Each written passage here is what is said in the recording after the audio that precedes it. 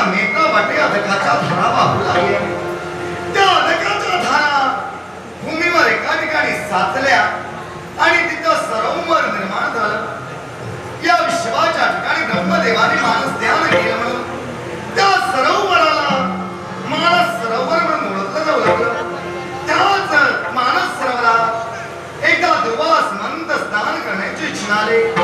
त्यातील कमळ पुष्प पाहिली आणि त्यांच्या मनात इच्छा निर्माण झाली, या सुवर्ण कमळांचा हार करावा आणि देवराज इंद्र याला देऊन द्यावा. स्वतःच्या इच्छेच्या प्राप्तीसाठी त्यांनी त्या कमळाचा हार केला आणि माझ्यापाशी आले. मी आणि देवी शची आणि राज बनवल्या वेळी तो हार त्यांनी माझ्यात बांधला.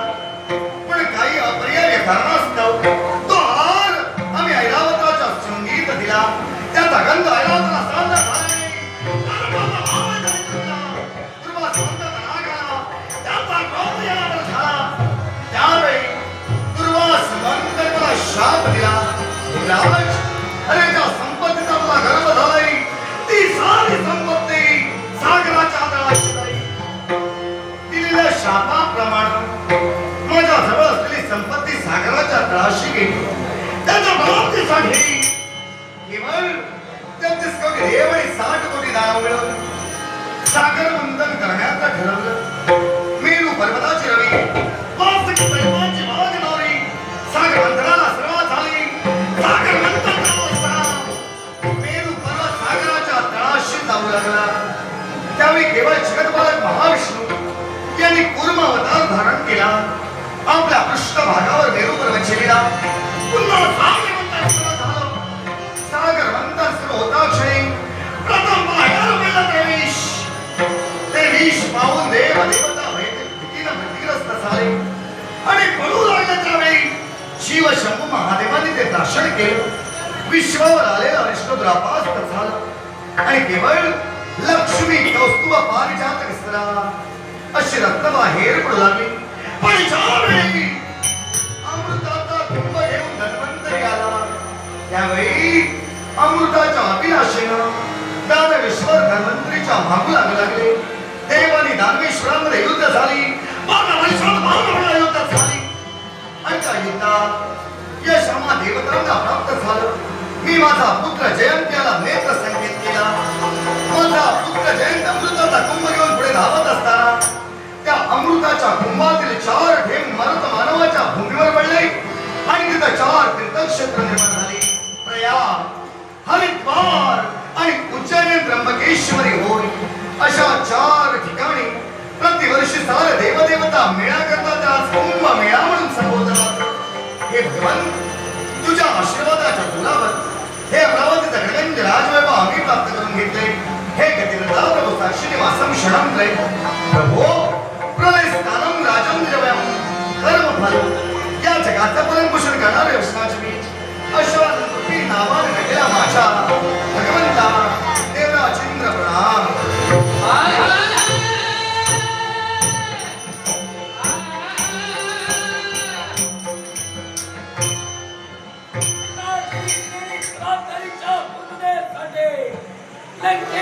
त्याग केला आणि पावलं वळली अमरावतीच्या दिशेला. याच अमरावतीच्या ठाई आलोय. हीच अमरावती स्वतःच्या स्वाधीन करण्यासाठी. पण प्रथमता आपण आल्याची जाणीव देवराज इंद्र यांना करावी हे उचित आहे. कोण देवराज इंद्र?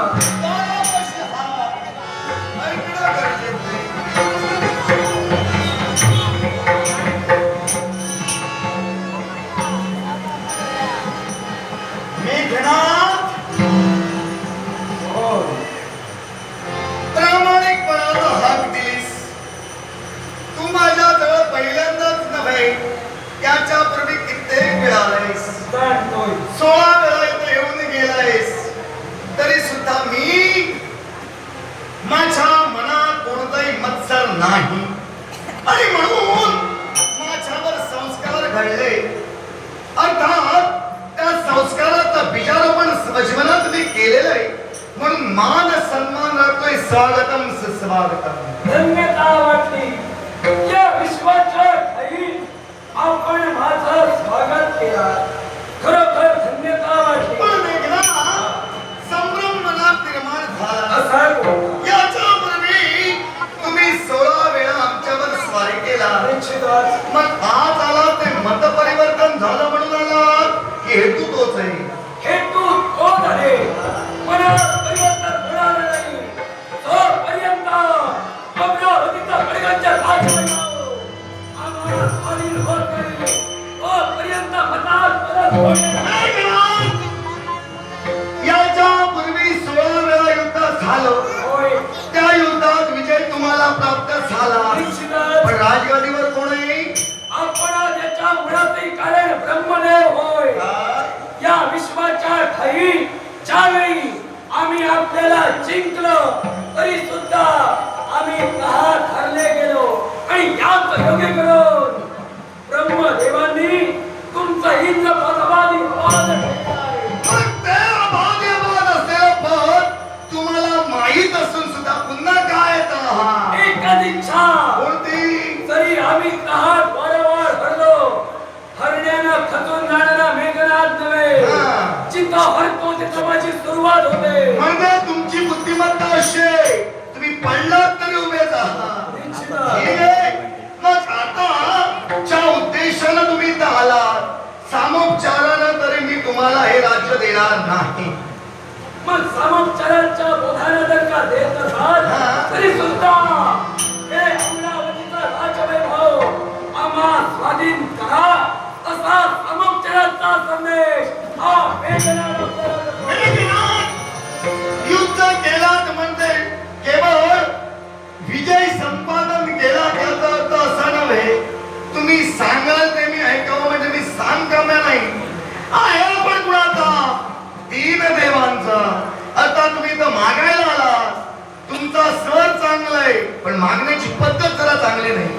मग मागण्याची पद्धत योग्य कोणती? एकच, हा, आम्ही काय केलं याची कल्पना तुम्हाला असेलच. निश्चितच. मग त्याप्रमाणे तुम्ही भक्ती मार्गाची कास धरा, नक्कीच कार्यभाग पूर्ण होईल. भक्ती मार्गाची कास जर धरली तर इंद्रपद सुद्धा स्वाधीन होतं का? नक्कीच. मग अन्य मार्ग कोणते नव्हे का?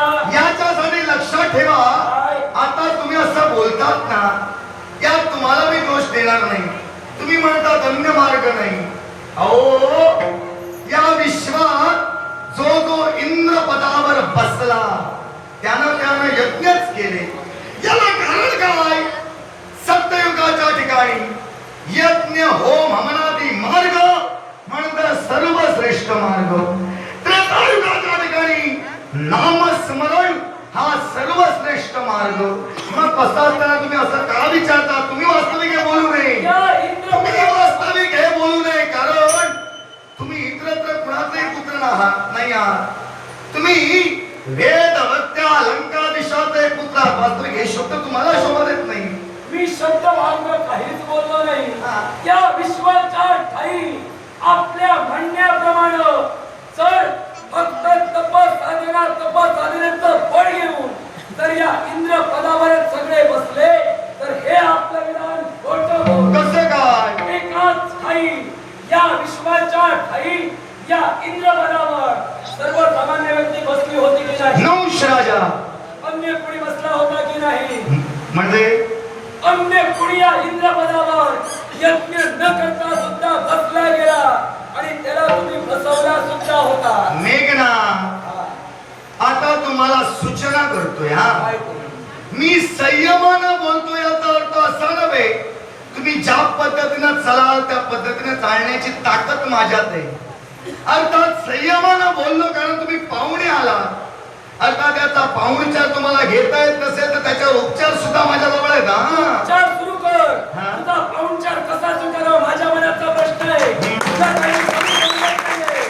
तुला तो पाहुणचार आहे. इथं सुरुवात कर. कोण तो राजा? कोण? राजा नव्हे. शब्द मध्ये कर्णपटलावर पडू द्या. हा. सर्वसामान्य मनुष्य या इंद्रपदावर बसलेला आहे की नाही? मला सांगतो, या इंद्रपदावर बसल्यानंतर राजकारता होणार नाही का? म्हणून का तर मी तुला नाव विचारलं, कोण तो राजा? लक्षात ठेव कुणासमोर काय बोलतोयस. आता तू म्हणतोयस तुझा बाप लंकाधीश रावण, आता तू जसा चालणार तसाच मी चालणार. निश्चितच ऐक, तुझ्या बापाला भक्ती केली नाही, केली आहे. तुझा बाप शापित होय. होय ना, मान्य करतो, चांगली गोष्ट आहे. कुणाचा शापित? या विश्वाच्या ठाई काही नको, मुद्द्याचं बोल, भिडूत राहू नकोस. विरोधात नाहीये. मुद्द्याचंच सांगतोय. नलकुबेराचा सुद्धा शाप माझ्या पित्याला आहे. जन्माला येण्यापूर्वी कुणाचा शापित ते सांग. जन्म येण्यापूर्वी तो पित्याचा शापित होता. बापानं शाप का दिला होता? एकच कारण, कैकसी ही ज्यावेळी सूर्य अस्ताला जात होता आणि सूर्य अस्ताला जात असल्यावेळी अग्निहोत्र नावाचं यज्ञ हे विश्रव करत होते आणि अग्निहोत्र यज्ञ करत असताना हा यज्ञ संध्याकाळच्या दिवशी केला जातो. त्यार्थी रजो आणि तमोगुण हे उच्च शिखरावर असतात, त्यांना कमी करण्यासाठी अग्निहोत्र सात्विक यज्ञ केला जातो. पण जिथं रजो तमो वाढला गेला होता अशा वेळी ती सांगत होती की स्वीकार करण्यासाठी तिथपर्यंत आली होती आणि म्हणून विश्रवाने तिला शाप दिला होता. शाप दिला? होय. शाप कोणता? एकच, तुझ्या पोटी जन्माला येणारा पुत्र आसुरी वृत्तीने व्हावे. होय ना? होय. एकच पुत्र आसुरी वृत्तीने वावरेल असा शाप होता का? नाही. मग 3 पुत्र आसुरी वृत्तीने वावरती आणि ज्यावेळी तिनं क्षमा मागितली त्याच वेळी त्यांनी सांगितलं तुझा जो 4था पुत्र असेल ना तो भक्ती मार्गाच्या आचरणावर चालला. त्याप्रमाणे विधान सत्य ठरलं. मग मला सांग, मी काही चुकीचं बोललो का भावगं बोललो ना? मान्य केलंय मी. मग प्रश्नाचं उत्तर दिलंय ना. मला सांग, तुझ्या बापाचा तो केवळ रावण आपला बाप म्हणजे विश्रव यांचा शापित होता, मग अष्टवक्रांनी शाप का दिला? या विश्वाच्या ठाई ते कारण होतं ते तू सुद्धा जाणतो. मी नको तू बोल. मी का म्हणून वंचिता करावी? सुरुवात तू केलेली आहेस. माझ्या प्रश्नाचं उत्तर मला इथं हवंय. अष्टावक्रांनी शाप का दिला? जो शाप दिला होता तो माझा पिता भोगणारच आहे. प्रत्येक शापाची वाच्यता मी तो करणार. माझ्या प्रश्नाचं उत्तर मला हवंय. तुमच्या प्रश्नाचं उत्तर दे. अगोदर हे जरा थांब हे. ऐक, माझा प्रश्न प्रथम होता सर्वसामान्य माणूस त्या इंद्रपदावर कोण बसला होता? अरे बाबा रे, मी तुला त्याच्यावर काय म्हणालो? काय? मला ज्ञात नाही, तू बोल. कोण आहे? मी नहुष राजाचं माझ्या बुद्धिमत्तेप्रमाणे कथन केलं, त्यावर तू बगल मारत गेलास. आता मी तुला प्रश्न विचारला, माझ्या प्रश्नाचं सर्वप्रथम उत्तर हवंय. अष्टावक्रांनी शाप का दिला होता? मला तो ज्ञात नाही, तू सांग.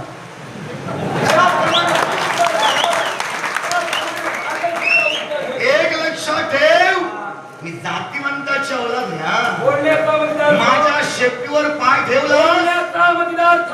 मी कुणाचा पुत्र? आपण कुणाचे पुत्र आपल्याला राहत नाही. कश्यप यांचा पुत्र. निश्चितच. आता तुला अज्ञानात ठेवणार नाही, मी तुला अज्ञानात ठेवणार नाही. तुझ्या बापाला बरेच जणांचे शाप आहे. होय. लक्षात ठेव, तू निरुत्तर झालायस तरी सुद्धा जो इथं उभा राहतो या तुझा दोष म्हणता येणार नाही.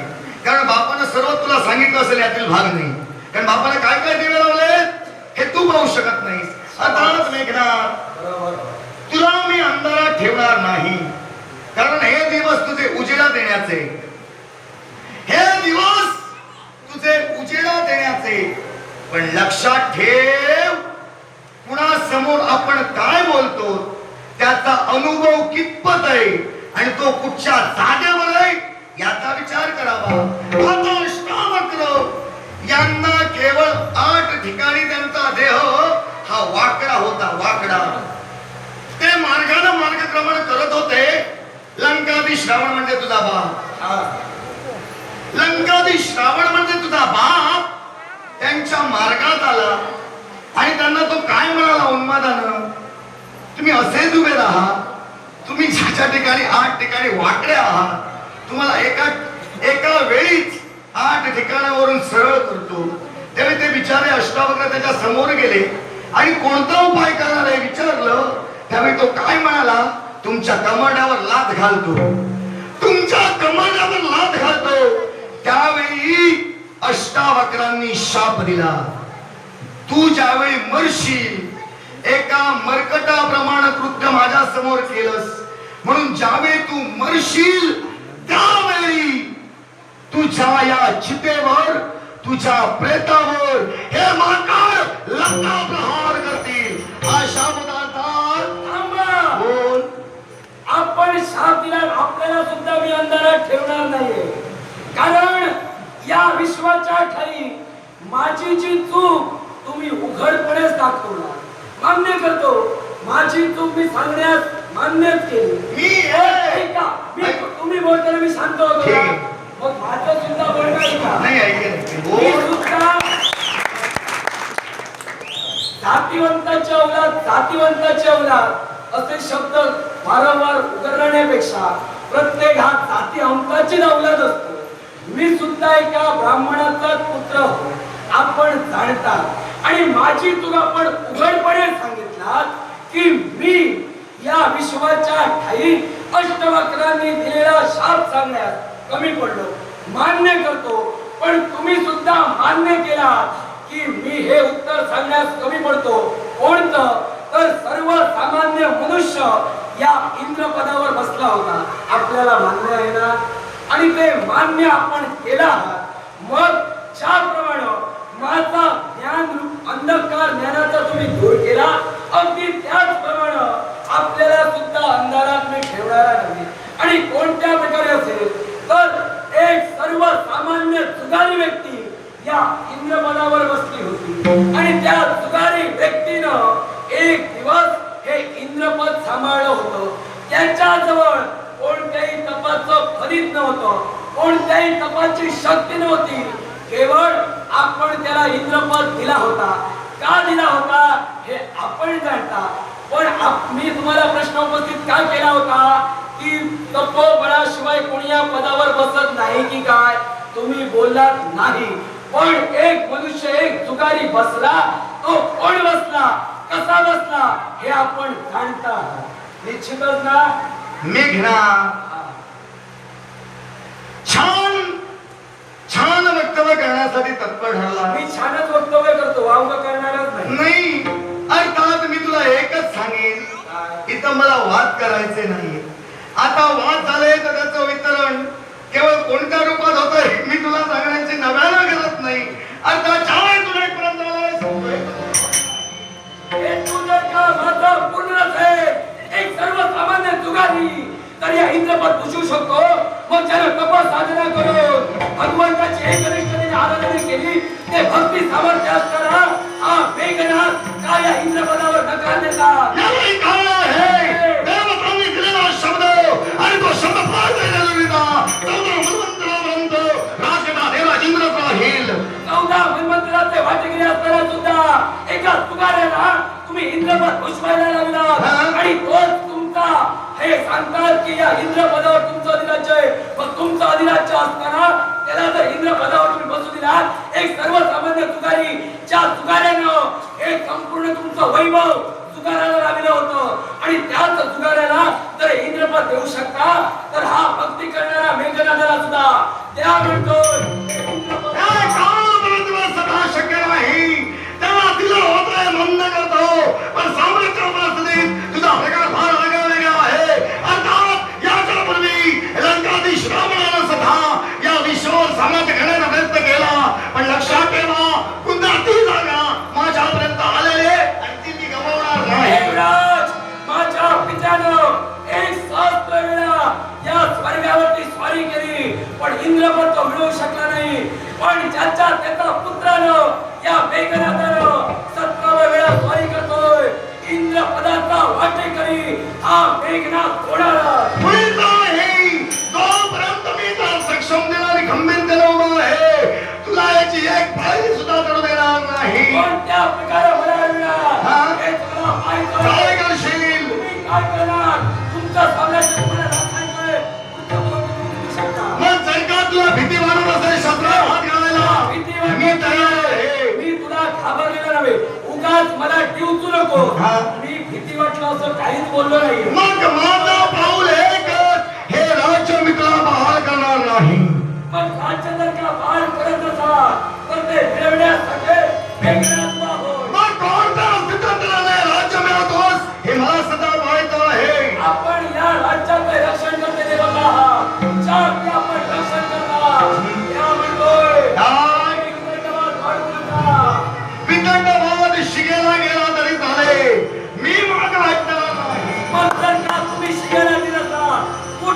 समजण्या तिथपर्यंत येण्याचं शक्ती सामर्थ्य या वेगाला अरे झाला केवळ आपल्या बापाला शाप कोणी दिले याची कल्पना नाही. तो राज आसनी बसण्याच्या योग्यते नाही. ज्याला या इंद्र पदावर कोण कोण बसले माहिती नाही हा? त्याला सुद्धा इंद्र पदावर बसण्याचा अधिकार अरे बाबा तो काही क्षणापुरता बसला होता.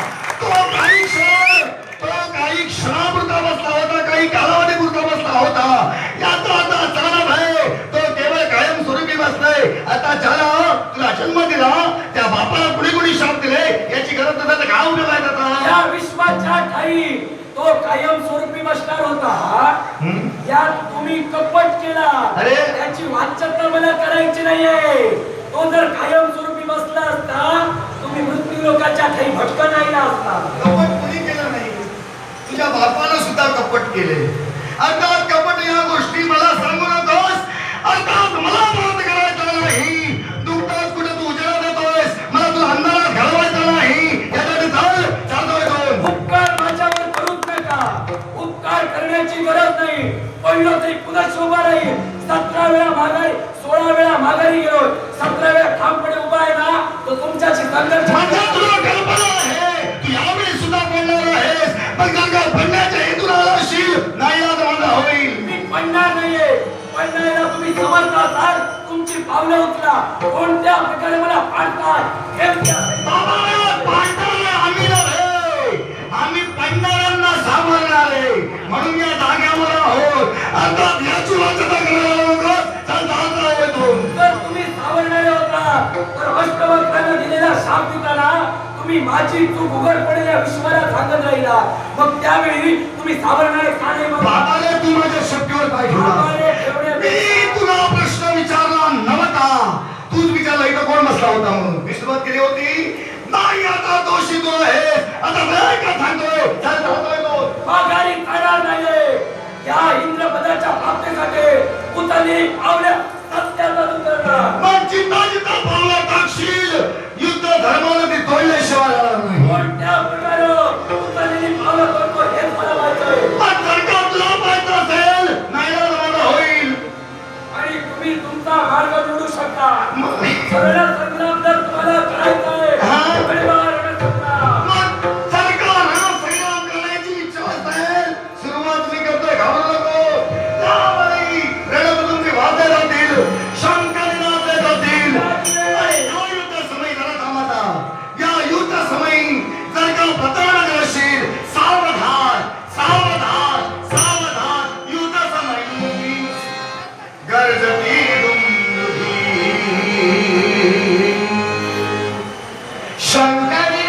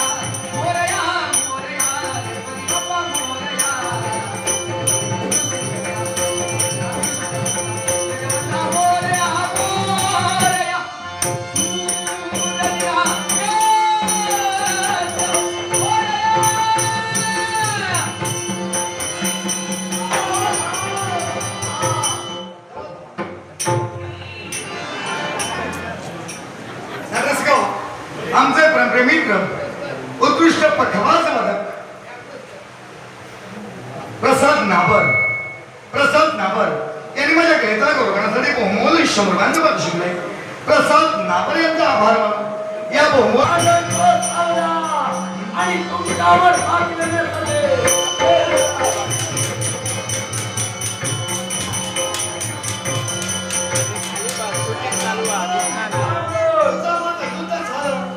त्या युद्धाच्या हरीपासून तुम्हाला जातोय. कशासाठी लक्षात ठेव. हा. आता जातोय म्हणजे पराक्रम कमी पडले म्हणूनच जातोय. पण लक्षात ठेव, पुन्हा येईल. पराक्रम कमी पडले म्हणून जातोय मान्य केल्यासाठी तुला धन्यवाद देतो. माझी सवय तुमच्याप्रमाणे नाही. माझी सवय तुमच्याप्रमाणे नाही. म्हणजे आमच्या सवयी तुम्हाला ज्ञान आहे. तूच म्हणालास मी पडलो तरी उभं आहे. निश्चितच तसं मी नाही. तुम्ही पडलं तर काय माघारी जाणार ते पुन्हा शेणार नाही की का बाबा रे, जागाच माझी आहे. ही जागाच माझी आहे. अर्थात हे बलराम. जागवण्याचं काम आहे माझं आहे आणि ते गाजवणं हे करायचं. बाबा रे, गाजवता दुसरं काही होऊ नकोस म्हणजे झालं. काय एवढं नाही तू त्याची चिंता करू नको. लक्षात ठेव. म्हणजे गाजवणारं. लक्षात ठेव. अरे नाव लौकिक हळूहळू प्राप्त करावं. लवकर वाढतं ते लवकर मोडतं. याचा विचार कर आणि सावधान देवरा चिंद्रे. जर का पुन्हा कुठं भेटलास काय करेन? काय हवं ते करून घे माझं. आवडणारा हे घराचं नव्हे. वारे बाप इंद्रा 16 वेळा स्वारी करून ते इंद्रपती ही आकाशवाणी होते. देववाणी तुझ्याशी संवाद साधते. हा मेघनाथ, तू केवळ हे मेघनाथ, बोला तू केवळ इंद्रावर विजय प्राप्त केला आहे. निश्चितच म्हणून याच्या पुढं तुला मेघनाथ म्हणून न करता इंद्रावर जीत प्राप्त केली. पण तुला याच्या पुढं इंद्राची याचा विश्वास वाढ आहे. त्याची वेगाप्रमाणे गर्जना होते. तो एक सारखा वेगाचा नव्हे. तर आपले घर येणारा पिढी तो हा मेघनाथ होता. तर तो इंद्राची कला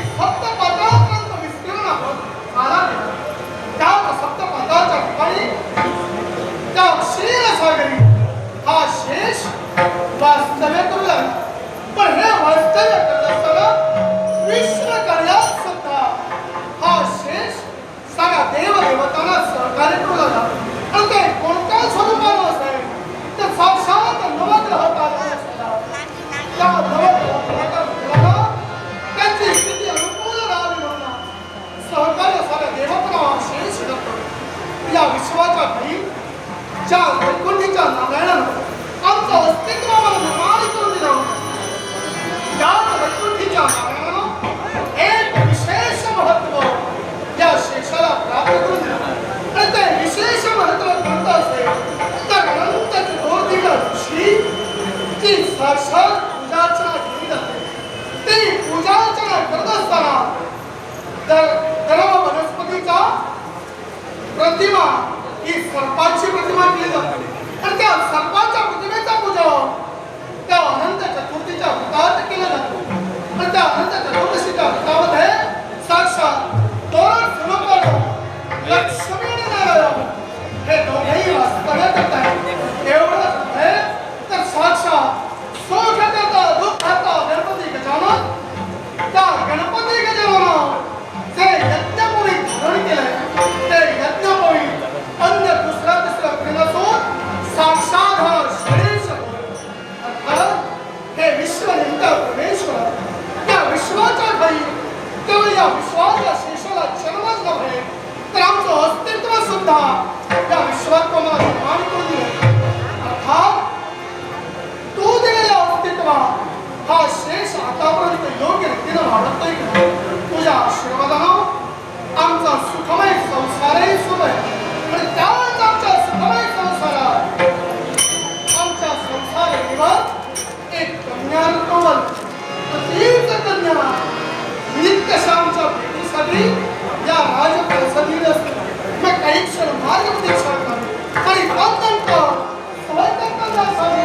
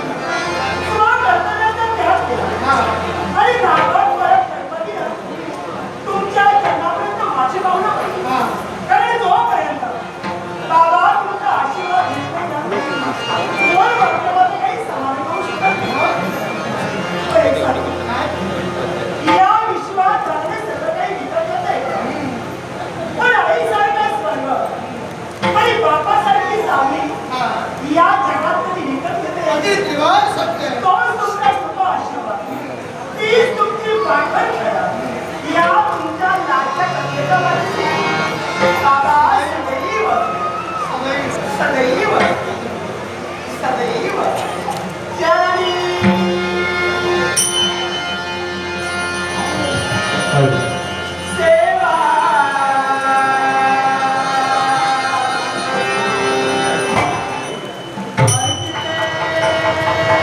you.